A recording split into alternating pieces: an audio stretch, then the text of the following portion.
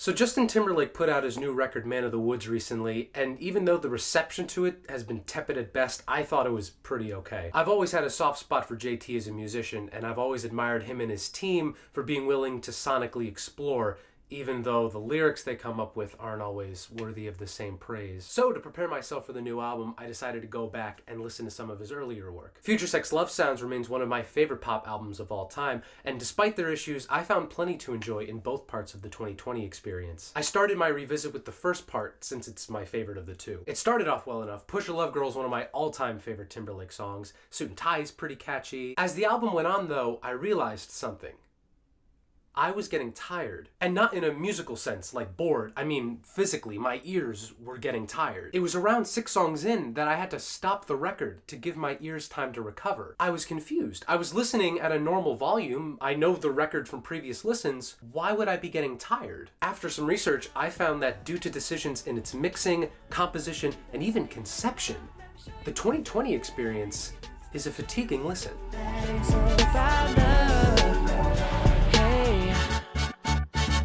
Now, if you saw my last video on Taylor Swift, you might remember that I've used that word, fatiguing, before. For me, as a listener, that is a recipe for fatigue. And looking back, I think that was a poor choice of words. I meant fatiguing in a more figurative sense, to mean the continuous use of the same chords and keys. For this video, when I say fatiguing, I mean it in a more physiological sense. How our ears react to the vibration of molecules created by change in pressure, otherwise known as sound. Since we'll be talking less about music theory and more about perceived parameters of sound, a lot of my comments will be more about my experiences listening to this record. I highly recommend you listen to this album on your own time for the full context, and if you hear something different from what I'm hearing, let me know in the comments down below. I also recommend that you listen to this video on headphones with earbuds or on speakers, and specifically advise that you don't listen to it through your phone or laptop speakers. Now, that doesn't mean there won't be any factual evidence in this video. There will be times when I talk about sound in more scientific terms, specifically frequencies. And to represent that, I'll be showing some of these throughout the video. This is a spectrogram, which shows changes in the frequency spectrum over time. What I should stress is that while I'm qualifying some of my claims with these,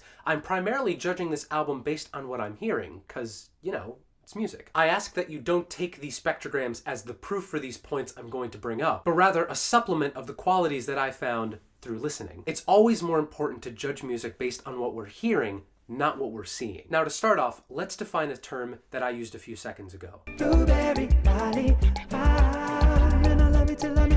The frequency spectrum is the range of frequencies humans can detect. We can break this spectrum up into more specific subranges. The lowest one ranges from 20 Hz to about 65 Hz and is called, as you might guess, the low register, or the low end, or the lows. This range is where you can find the fundamental pitches or pitch areas of instruments such as the kick drum or bass guitar, as well as what's known as sub-bass. Sub-bass frequencies are more felt than heard. They're why your chest rattles when you're at a concert. Keep this in mind when I read to you this passage from a Sound on Sound interview with the mix engineer of both 2020s. There's a sub-bass amongst the music tracks, which I sidechain to the kick. The answer to any problem we encounter is always more bass, but the result is that there's so much bass on the sub-bass and so much on the kick that I have to work hard to keep it in check. In sidechaining the sub-bass to the kick, I dip the sub-bass just before the kick plays, and then the sub takes over again. So you have these two low-frequency sound sources used in conjunction on the album. The problem with this, and what I'd say is the biggest thing contributing to this album's fatigue, is that these two meld together to form this massive yet formless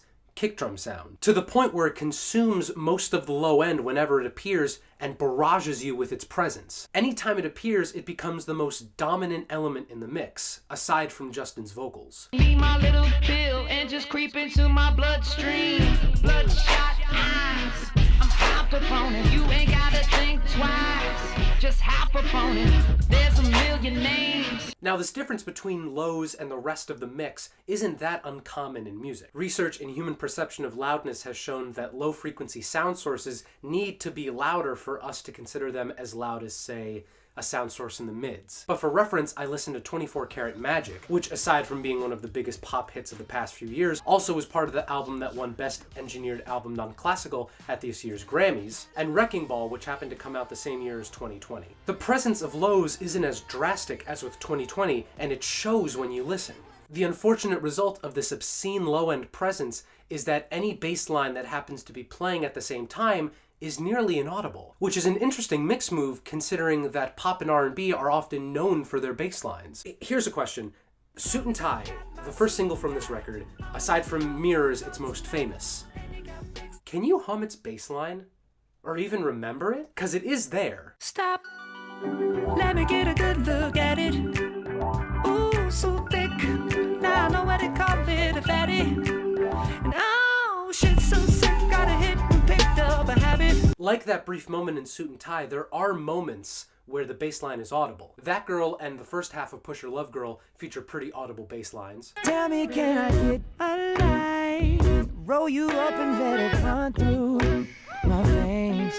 Spaceship Coupe's bass line has a square wave tone, which helps it stick out. I got the window special tinted for the stars that get too bright, and I saved you a seat. For the majority of the album, though, this oppressive kick-sub combo swallows the bass lines. And even when they are audible, you have to dig through the rest of the mix to find them, which we'll get to in a second. It's almost ironically poetic that the end of Blue Ocean Floor, and thus the end of the album, is eventually faded out with a low-pass filter until all that's left is low-end.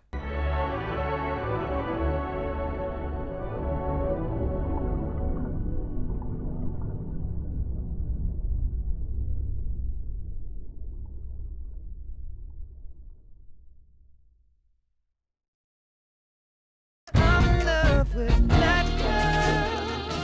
Now for this next point, I have to define a few concepts. When we listen to a recording, a perceived performance environment is created, which is the environment in which the recording is taking place, taking into account the perceived parameters of each sound, such as pitch, loudness, duration, timbre, and space. From these qualities, specifically space, it's possible to form and plot out a soundstage, a single area based on the perceived performance environment. One of the ways a mix engineer can create perceived distance on this stage is through the attenuation of timbre or timbral detail. Timbre is the overall quality of a sound made up of frequency and amplitude displacements, and timbral detail is the combination of subtle components and changes in a sound's timbre. There's more timbral detail in a sound that's closer to you and less to one that's further away. Justin said in an interview that the title of this record came from a friend of his who said that this was music you can see. And in a likely unintentional way, the album reflects that. On the 2020 experience,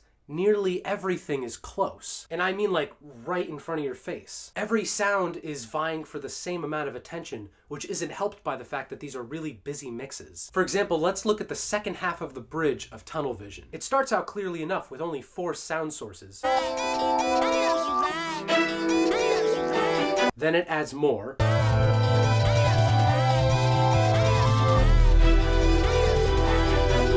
Then it adds more.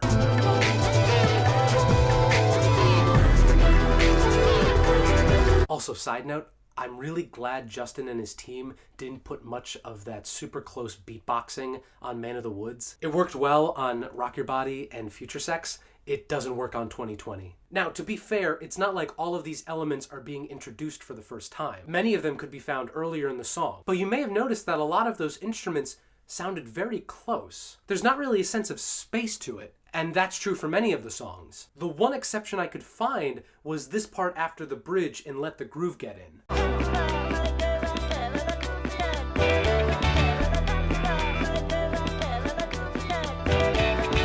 The rest of the time, though, when you combine that with the kick sub issue, you get a lot of beautifully played and arranged instruments all on top of each other that constantly pummel you with their presence. Justin Timberlake, more like Justin Timberlake.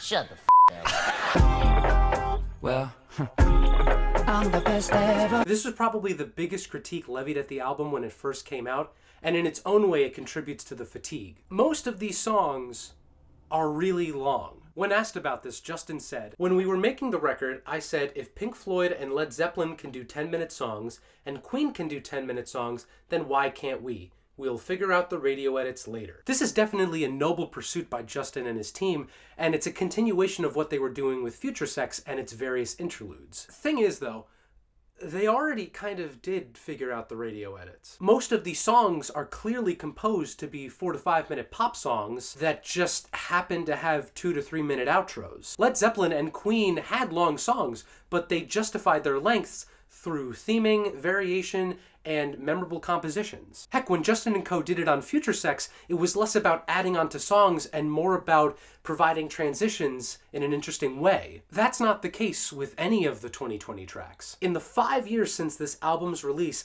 I've met very few people who actually prefer the second half of, say, Mirrors, or Don't Hold the Wall, or Push Your Love Girl to their first halves. Now, not every song on this album uses this formula. Tunnel Vision functions as a typical pop song, just with an atypically long bridge. Blue Ocean Floor also has a typical structure, except every section is really stretched out. Suit and Tie and That Girl have runtimes that are normal for pop songs, if a bit longer than usual. The rest, however, stretch past the 7-minute mark, with no real reason to other than why not? Every time I'm close to you, the words wanna come out, but I forget. Like with the last vid, I'd like to take some time to praise some of the album's good qualities. Because I don't think 2020 is bad, I actually like it. First, Justin as a vocalist sounds phenomenal throughout, which makes sense considering that's who you, the listener, are here for. Second, some of these songs belong on Justin's eventual greatest hits record. And finally, even if the outcome wasn't incredible, I still respect the team for not phoning it in and making a record as ambitious as this. Especially considering the fact that it was done in 20 days.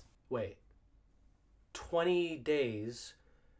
2020 experience. Oh, do you think they meant to do that? In fact, it was interesting to see how this record compared in reaction to Man of the Woods, a record that, at least in my listen so far, remedies some of these mix and length issues. Though I will say, the call to pan bass hard left, kick center, and weird bass dubstep wobble far right and filthy was interesting, to say the least. Yet during the Super Bowl halftime show, I was amazed at how poorly Filthy translated to a live setting and how well the 2020 stuff did. And maybe that's the takeaway. The 2020 experience functions as a primer for a live concert more than it does a standalone, fulfilling listen. Which, if you take into account that article that explains why it was made in 20 days, kind of makes sense. At the same time, though, that doesn't give the album a pass. A good recording is best appreciated in a proper listening environment, but it should be able to hold up to some scrutiny in any environment, whether it be a party, a concert, a car, on headphones, or even on crappy little earbuds. When I think back on the 2020 experience,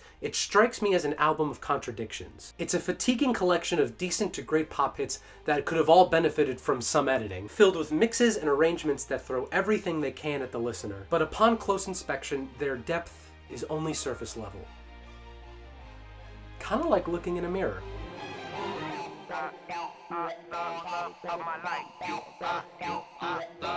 Of my life.